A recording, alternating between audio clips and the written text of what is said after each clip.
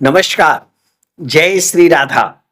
रामो अवतारः सूर्यस्य चन्द्रस्य यदुनायकः नरसिंहो भूमिपुत्रस्य बुद्धः सोम सुतस्य च वामनो विभु तेजस्य भार्गवो भार्गवस्य च कूर्मो भास्कर पुत्रस्य सैहिंकेयस्य शूकरः।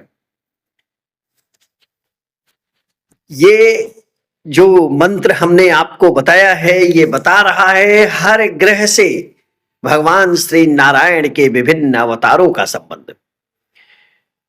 महर्षि दैवज्ञ पाराशर जी कहते हैं कि भगवान सूर्य से राम का अवतार और चंद्रदेव से भगवान श्री कृष्ण का अवतार और मंगल से भगवान श्री नरसिंह का अवतार और बुद्ध से भगवान बुद्ध का अवतार, गुरु से वामना अवतार और शुक्रदेव से परशुराम जी का अवतार और शनि देव से कूर्मा अवतार, राहु से वाराह अवतार और केतु से मत्स्य अवतार प्रभु ने लिया है। इन ग्रहों का प्रभु के इन अवतारों से संबंध है। मैं स्वागत करता हूं आपका अपना प्रिय ज्योतिर्विद प्रभात त्रिपाठी। आज मकर संक्रांति का पर्व है, इसकी आपको ढेर सारी शुभकामनाएं। आज ये वीडियो मकर संक्रांति विशेष वीडियो है, इसलिए पूरा वीडियो बहुत ध्यान से सुनिएगा। बहुत सारी ऐसी चीजें आज आपको मिलने वाली हैं जो बहुत कीमती हैं, जिनका कोई भी मूल्य नहीं है। आज मकर संक्रांति है, जिसे सकराहट के नाम से, पोंगल के नाम से, बिहू के नाम से, लोहरी के नाम से, बहुत सारे नामों से लोग जानते हैं। और मैं आपको बताऊं कि भारत ही नहीं, भारत के बाहर कंबोडिया, श्रीलंका और विभिन्न जो देश जहां हिंदू संस्कृतियां हैं, उन देशों में भी ये पर्व विभिन्न नामों से मनाया जाता है। आज का पर्व मकर संक्रांति, इसका अर्थ क्या है? इसका अर्थ है सूर्य का मकर राशि में प्रवेश, जो कि हो चुका है और आज उसी का पर्व है। सूर्य हमारे प्रत्यक्ष देवता हैं, सूर्य हमारे जगत देवता हैं, सूर्य हमारे प्राण के स्वामी हैं। जहां सूर्य हैं वहीं जीवन है, ऐसा मानना चाहिए। वेदों और ज्योतिष का ये तत्व है। भगवान सूर्य के इस पावन पर्व पे जप, तप, दान, तीन चीजों की महिमा कही गई है और ये बहुत ही पवित्र पर्व है। अच्छा, आपके मन में एक प्रश्न आना चाहिए जो शायद नहीं आया होगा पर आ जाएगा। ज्योतिष के मर्मज्ञ जानते हैं कि 12 राशियां होती हैं, 12 भाव होते हैं। भगवान सूर्य हर एक माह पर एक राशि में प्रवेश करते हैं, यानी संक्रांति होती है। मेष की भी संक्रांति होती है, वृषभ की संक्रांति होती है, मिथुन की संक्रांति होती है, कर्क की संक्रांति होती है, सिंह राशि की संक्रांति होती है। ऐसे ही 12 राशियों की संक्रांति है। कन्या है, वृश्चिक है, धनु है। तो सवाल है कि सिर्फ मकर संक्रांति का इतना महत्व क्यों? तो इसके पीछे की 2 बिंदु हम आपको बताते हैं। देखिए, जो मकर राशि है इसके स्वामी कौन है? शनिदेव। शनिदेव कौन है? तो ज्योतिष के अनुसार शनिदेव को भगवान श्री सूर्य और छाया जी का पुत्र माना जाता है। और यह भी हम सभी जानते हैं कि भगवान शनिदेव और सूर्यदेव में अच्छे संबंध नहीं रहे हैं। लेकिन जब सूर्यदेव यानी पिता, जगत के तो पिता हैं ही, पर शनिदेव के भी पिता हैं, जब सूर्यदेव अपने पुत्र के घर यानी शनिदेव के घर जाते हैं तो शनिदेव अत्यंत प्रसन्न होते हैं, अत्यंत प्रसन्न होते हैं और उन्हें तिल और अन्य विभिन्न साधनों से उनका स्वागत करते हैं। इसीलिए तिल के दान की भी परंपरा आज है। और दूसरी बात हम ये जान लें कि जब भी हम इन बिंदुओं को आपसे बता रहे हैं तो आप इसे नोट कर लीजिए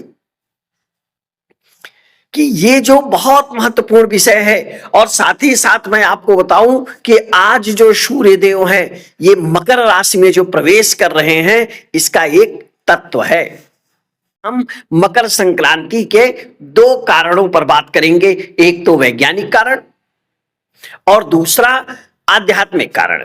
तो वैज्ञानिक कारण क्या है?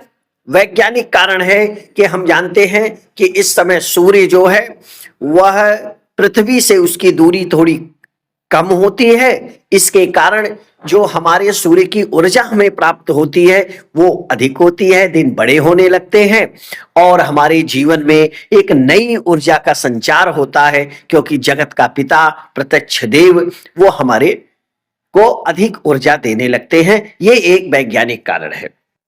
हम आध्यात्मिक कारण की बात करें तो आध्यात्मिक कारण में चूंकि मकर संक्रांति है तो ऐसा माना जाता है कि भगवान सूर्य दक्षिणायन से उत्तरायण की तरफ जाते हैं।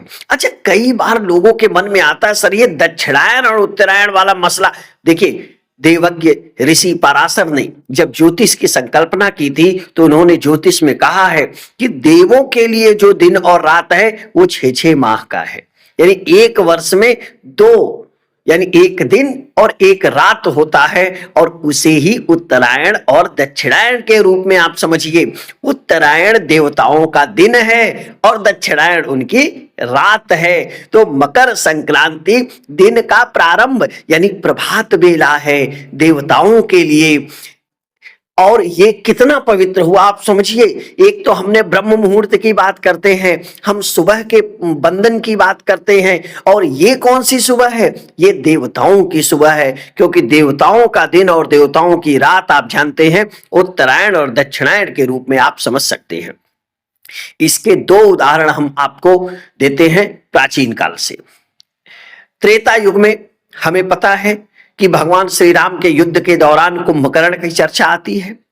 कुंभकर्ण कौन था? कुंभकर्ण बहुत ही शास्त्रों का ज्ञाता था, अपने भाई रावण की तरह से वो भी बहुत विद्वान था। उसे पता था कि देवलोक 6-6 महीने का है। अगर आप किंवदंतियां सुनते होंगे, कथाएं सुनते होंगे, अगर आप भगवान राम की कथा के बारे में जानकारी है तो आपको पता होगा कि कुंभकर्ण 6 महीने सोता था और 6 महीने जगता था।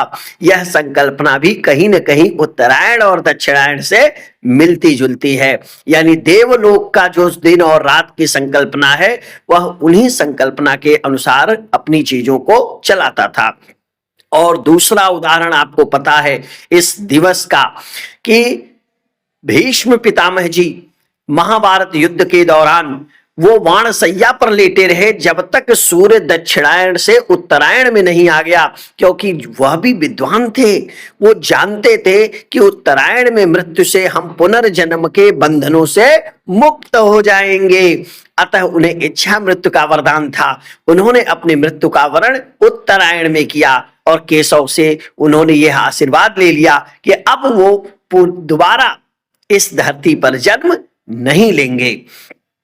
तो ये सारी चीजें जो मकर संक्रांति से जुड़ी हुई थी हमने आपसे साझा की। अंतिम सेक्शन में हमें आज क्या करना चाहिए, क्या नहीं करना चाहिए। तो साथियों, हमें आज मद्यपान, मदिरा, अनैतिक कोई भोजन, जो मतलब कोई भी ऐसा गलत कार्य जो है वो नहीं करना चाहिए। और सबसे सावधान, मकर राशि है, शनिदेव का है, परिश्रमी लोगों को कतई परेशान न करें। जो आपसे छोटे हैं उनका सम्मान करिए। भगवान सूर्य इसमें शनिदेव के घर में है, शनिदेव की कृपा प्राप्त आपको होनी ही चाहिए। और करना क्या है? जप करिए, तप करिए, दान करिए। उत्तरायण देवताओं का दिन है तो ये 6 माह जितने धार्मिक कार्य आपके पास हो सकते हैं वो सारे धार्मिक कार्य करिए और अपने जीवन को सुखमय बनाइए। इसी शुभकामनाओं के साथ मैं आपका अपना प्रिय ज्योतिर्विद प्रभात त्रिपाठी। आप जरूर बताइएगा मकर संक्रांति विशेषांक आपको ये कैसा लगा।